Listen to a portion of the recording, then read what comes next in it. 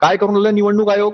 बर आपण काय करून राहिले? आपण एवढी हिंमत भरतजींनाच कशी होते? विचारूया. भरतजी, खूप मोठे मोठे आरोप आहेत हे खरं तर अतुलजींचे.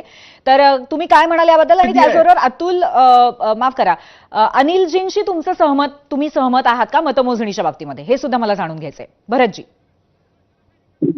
मतमोजणी उद्या झाली असती तर सगळे फ्री झाले असते, परंतु ज्या काही 24 नगरपंचायत नगरपालिकांच्या निवडणुका पुढे ढकलण्यात आलेल्या आहेत त्याच्यामध्ये विजय झालेला प्रभाव त्यांच्यावर पडू नये असं आयोगाचं म्हणणं आहे. भरतजी, तुम्हाला एक विनंती आहे, आपण थोडंसं मागे सरकून बसा.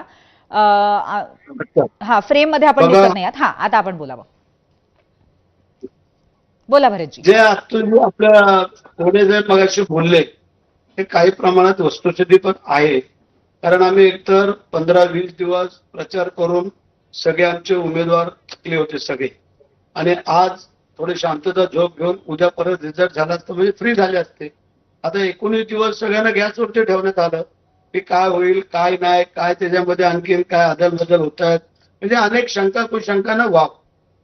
परंतु कोर्टाचं पण म्हणणं बरोबर आहे की जर त्याचा प्रभाव इतर याच्यावर पडू नये म्हणून ते एकत्र होणं गरजेचं आहे. त्याबद्दल दुमत पण नाही आहे आणि हरकत नाही आहे. आता जे कोर्टाने ठरवलंय ते आम्ही स्वीकारलेलं आहे आणि आम्ही आता 21 तारखेपर्यंत वाट पाहू.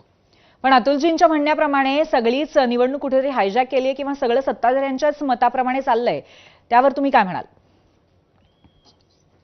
तसं तर हा भाग त्याच्यामध्ये येत नाहीये, कारण जे काय आरक्षणाची टक्केवारी वाढली म्हणून जे काय कोर्टाला दखल घेऊन पुढं करावं लागलं, तर आम्ही तर निवडणुका एकत्रच सगळ्या घेतल्या होत्या आणि एकाच वेळेला घेतल्या होत्या. आजच सगळ्या निवडणुका होऊन जायला पाहिजे, उद्या रिझल्ट व्हायला पाहिजे होतं.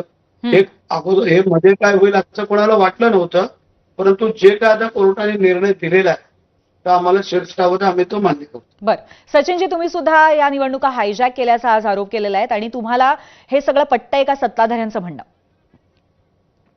खरं तर माझे जे सहकारी मित्र आहेत आणि जी यांचा आदर ठेवून आणि भरत शेठचा आदर ठेवून सांगतो की उशिरा आलेला शहाणपणा आहे. ते असे बोलले की सुरुवातीलाच आपण सर्वांनी एकत्रित सर्व राजकीय पक्षांनी यायला पाहिजे आणि मग ज्यावेळी दोबारा मतांची नोंदणी असेल किंवा मतदारांच्या यादीमध्ये घोळ असेल त्यावेळी तर आम्ही वारंवार सांगत होतो ना की सर्व पक्षांनी एकत्र या.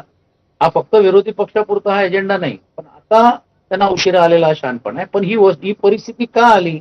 प्रशासन ज्यावेळी एक गोष्ट करते त्या सर्व निर्णयाची प्रक्रिया पूर्ण करण्याची जबाबदारी ती त्यांच्यावरती होती. अर्थात निवडणूक आयोग कधी स्वायत्त असली तरी देखील प्रशासनाचा एक भाग म्हणून घेऊन आणि आता स्वतः भरत शेठ मनातलं जे तोंडात आले की ते बोले आम्हाला तर इच्छा होती की सर्व निवडणूक एकत्र घ्यावी.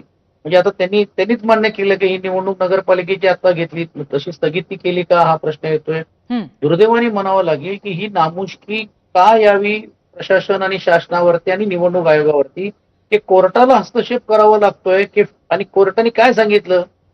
फेअर अँड फिअरलेस या निवडणुका होण्यासाठी. फिअरलेस हा शब्द अत्यंत महत्वाचा आहे. याचा अर्थ असा आहे की लोकशाहीमध्ये जर एक इतिहास रचला जातोय आणि त्याचा गुणगौरव केला जातोय की नगराध्यक्षाच्या पदासाठी 100% बिनविरोध सत्ताधारीची नगराध्यक्ष ज्यावेळी येत असेल तर एका प्रकारे ती लोकशाही